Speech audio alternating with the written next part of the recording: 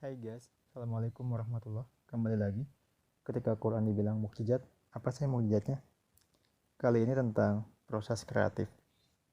Ketika kita memahami tentang proses sebuah kreatif pembuatan film, buku, gagasan, manifesto, atau tulisan sederhana, puisi, atau yang lainnya, itu biasanya melalui tahap-tahap kreatif yang memerlukan banyak pertimbangan, terus banyak sumber dan banyak pihak yang terlibat.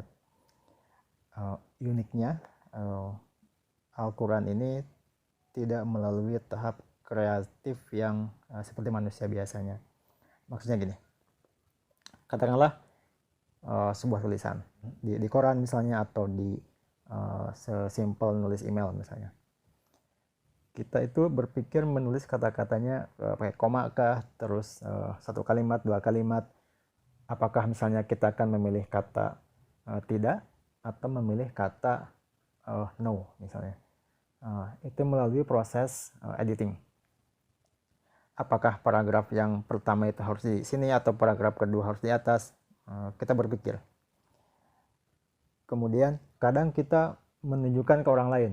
Misalnya kita menulis buku, kita sudah punya draftnya, terus kita lihatin ke teman-teman atau ke editor, dan mereka akan memberikan feedback. Ini dicoret, terus tambahan komentar, dan biasanya kita melakukan revisi. Versi 2 ada draft final misalnya, revisi 3 feedback 3, revisi 4 final. Dalam Al-Quran anehnya hal tersebut tidak dilakukan, karena ketika Al-Quran diturunkan ke Nabi Muhammad, itu bukan dalam bentuk buku, tetapi dalam bentuk lisan. Jadi malaikat Jibril mewahyukan kepada Nabi Muhammad dalam bentuk lisan. Nabi Muhammad kemudian menuturkan kembali langsung kepada lingkungan, kepada sahabat, kepada kaum Quraisy, kepada kaum pada saat itu. Dan apa yang dia ucapkan langsung diingat ataupun dicatat sama orang-orang di sekitarnya. Masalahnya,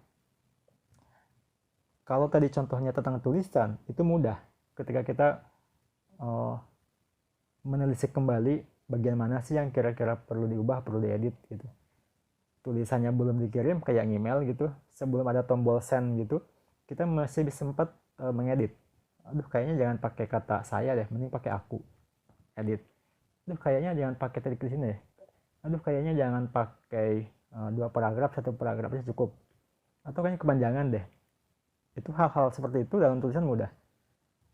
Masalahnya di dalam sebuah literatur lisan, ketika Nabi Muhammad mengatakan sebuah wahyu, misalnya Iqra bismi rabbikal ladzi khalaq, dia mengucapkan Iqra bismi rabbikal ladzi khalaq, ketika sudah dikatakan, that's it gitu. Tidak ada kesempatan untuk mengulangi kembali gitu. Tidak ada Nabi Muhammad besoknya bilang, sorry, yang wahyu kemarin kayaknya bukan yang itu, tapi menggunakan kata Iqra, tapi bukan kata Qoro'a misalnya. Hal itu tidak pernah terjadi. Jadi dari yang banyak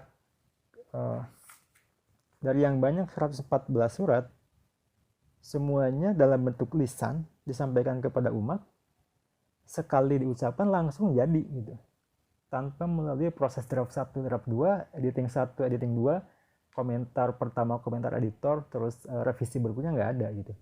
Sekali sudah dikeluarkan dari lisan Nabi Muhammad, udah jadi sampai sekarang.